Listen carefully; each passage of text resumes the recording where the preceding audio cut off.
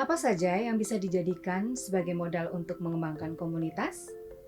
Simak 7 modal utama dalam video berikut ini. Modal yang pertama adalah modal manusia. Setiap individu yang terlibat dalam komunitas tertentu adalah aset karena membawa kemampuan dan pengalaman yang berbeda-beda. Contoh modal manusia yang berkaitan dengan pengalaman adalah latar belakang pendidikan formal, sertifikasi, dan pengalaman kerja. Modal manusia yang berkaitan dengan kemampuan contohnya adalah kecakapan memimpin, kemampuan berkomunikasi, dan lain-lain. Guru, murid, orang tua, serta alumni sekolah juga termasuk contoh modal manusia. Apakah Anda sudah menyadari modal ini? Jangan lupa untuk melakukan pemetaan modal individu. Dengan cara ini, Anda bisa melihat setiap kemampuan dan pengalaman dari setiap anggota komunitas. Modal yang kedua adalah modal sosial. Modal ini meliputi jejaring, hubungan antar individu, norma, serta kepercayaan yang timbul terhadap satu sama lainnya. Seluruh elemen tersebut yang mempengaruhi setiap individu agar bersemangat meraih tujuan bersama. Contoh modal sosial adalah asosiasi, hubungan dengan komunitas lain, hubungan dengan tokoh tertentu, dan lain-lain. Apakah Anda sudah mengidentifikasi lembaga lain yang selama ini menjadi teman? Modal yang ketiga adalah modal politik. Modal ini merujuk pada hubungan, struktur komunitas, dan berbagai proses yang membuat komunitas memiliki pengaruh terhadap kebijakan yang dibuat. Contoh modal politik adalah hubungan dengan pemerintah, hubungan dengan lembaga sekolah, hubungan dengan komite pelayanan kesehatan, dan lain-lain. Kira-kira modal politik apa yang sudah komunitas Anda miliki? Bagian mana lagi yang masih perlu ditingkatkan? Modal yang keempat adalah modal agama dan budaya.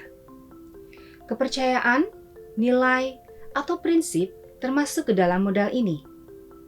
Berbagai hal tersebut bisa membentuk identitas komunitas atau menjadi tujuan komunitas.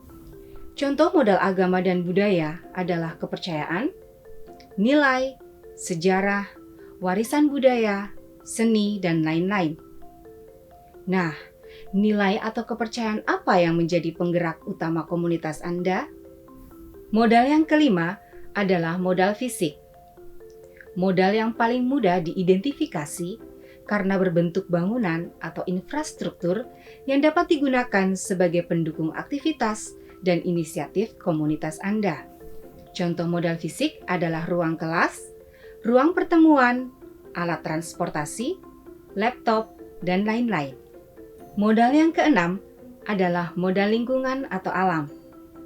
Modal lingkungan atau alam di sekitar kita berpotensi mendatangkan daya guna secara ekonomi, kenyamanan, maupun kesehatan mental setiap anggota. Contoh modal lingkungan atau alam adalah halaman sekolah, pohon yang rindang, sekolah yang asri, dan lain-lain. Mari perhatikan lingkungan sekitar. Apa yang kira-kira bisa menjadi modal? Modal yang ketujuh adalah modal finansial. Modal ini mengacu kepada kemampuan ekonomi yang dapat digunakan untuk membiayai setiap aktivitas dan inisiatif yang dilakukan oleh komunitas. Contoh modal finansial adalah tabungan, hibah, pinjaman, kemampuan untuk menghasilkan uang seperti wirausaha, pemasaran, mengelola keuangan, dan lain-lain. Nah, itu tadi 7 modal utama dalam mengembangkan komunitas. Seluruh modal ini bisa dijadikan sebagai referensi untuk membantu kita mengidentifikasi kekuatan atau aset yang kita miliki. Namun, jangan terfokus pada batasan-batasan tertentu. Bisa saja satu kekuatan atau aset diidentifikasi menjadi beberapa modal utama.